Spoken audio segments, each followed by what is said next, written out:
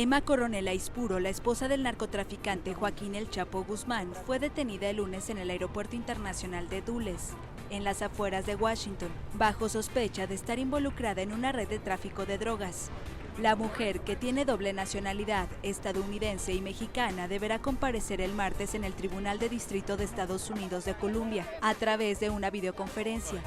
Coronel es madre de dos mellizas de Guzmán de 9 años y enfrenta cargos de conspiración para traficar cocaína, metanfetamina, heroína y marihuana hacia Estados Unidos. Además, la ex reina de belleza presuntamente ayudó a Guzmán a escapar de prisión en México.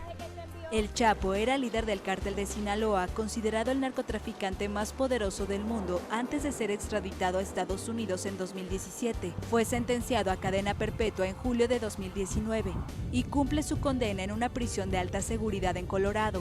Las autoridades no dejaron que Coronel visitara a su marido o hablara con él por teléfono. Tampoco pudo tocarlo en el juicio, en donde el nombre de la mujer salió a relucir en varias ocasiones. Pero ella aseguró no tener nada de qué avergonzarse y se consideró un buen ser humano.